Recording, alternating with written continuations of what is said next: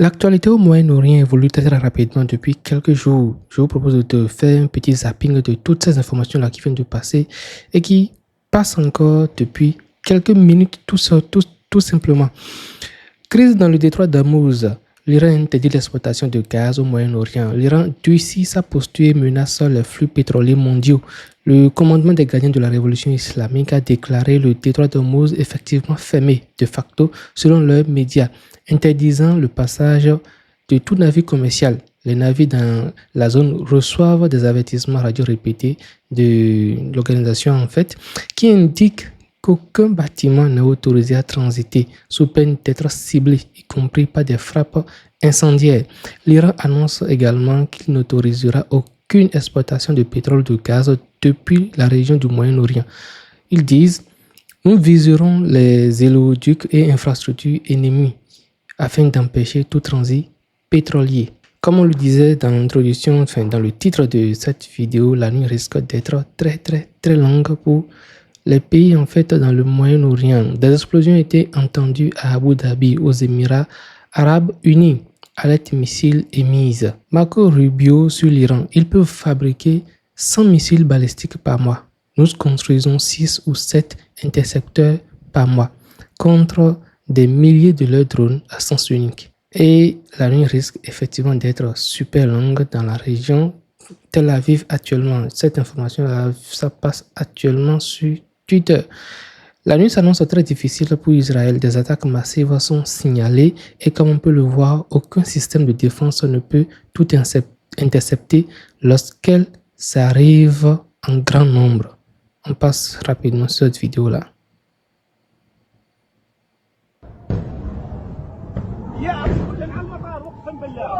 C'est vraiment chaud, hein.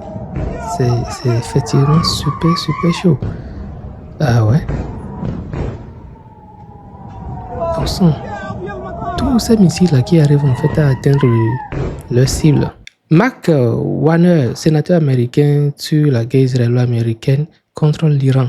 Il n'y avait aucune menace imminente pour les États-Unis de la part des Iraniens. Il y avait une menace pour Israël. Si nous assimilons une menace contre Israël à une menace imminente contre les États-Unis, alors nous nous aventurons en terrain inconnu. Là, il parle du comportement de Donald Trump, qui va prendre la défense d'Israël à tout moment.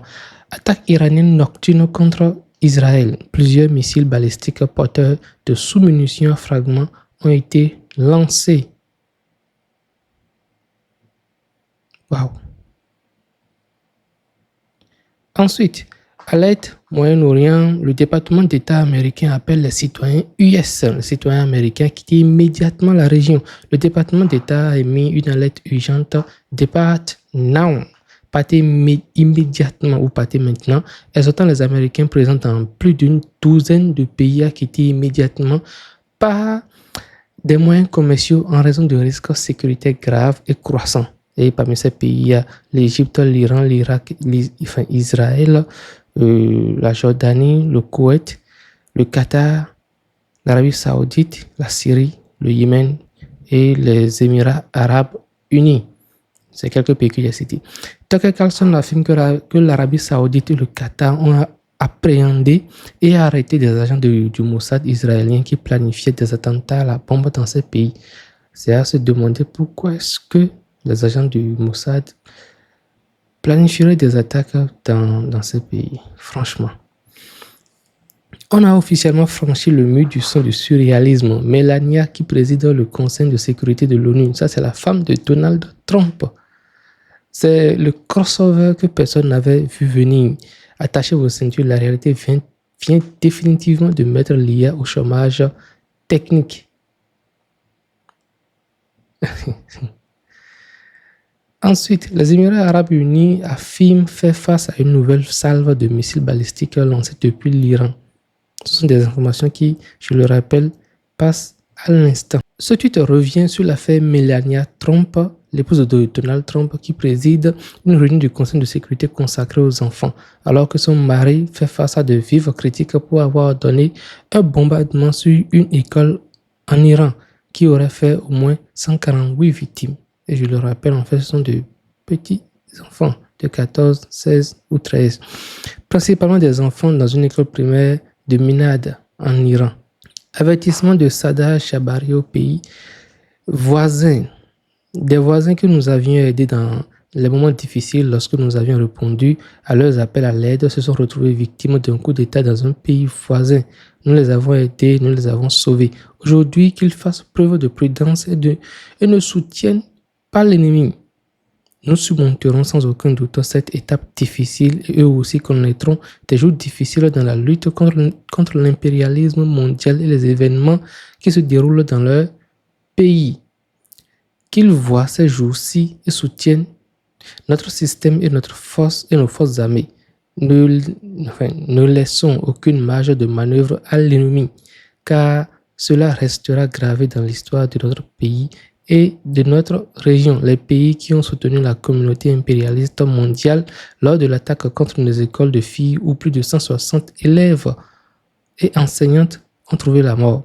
On saura d'où ces avions de chasse ont décollé et comment ils ont attaqué nos chers enfants.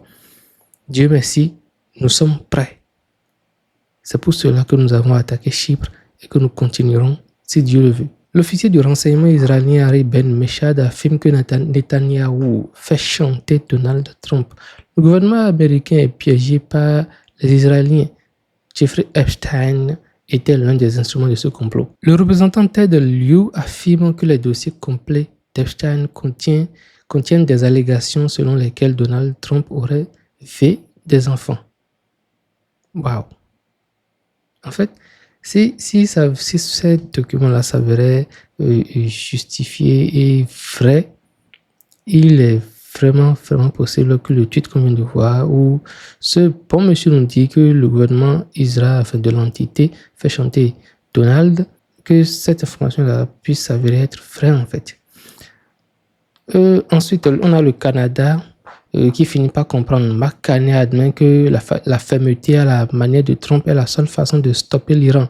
L'Iran ne doit jamais être autorisé à posséder des armes nucléaires. Le Canada soutient les frappes américaines et israéliennes pour empêcher cela et limiter les menaces du régime, a concédé le chef libéral. La pression maximale de Trump a forcé même les mondialistes du Nord à faire face à la réalité. La faiblesse invite à la guerre. La détermination l'empêche. Voilà, partagez avec moi vos avis et impressions dans la section des commentaires par rapport à toutes ces informations qui viennent de passer. Et on se retrouve encore tout à l'heure pour d'autres informations. Parce que l'actualité en Iran, dans le Moyen-Orient en particulier, évolue très rapidement. On va faire beaucoup de vidéos là-dessus. Partagez avec moi vos avis et impressions. On va se dire à tout de suite pour de nouvelles vidéos. Et surtout, abonnez-vous à la chaîne, activez toutes les cloches de notification pour ne rien manquer des prochaines vidéos qui vont venir. À bientôt.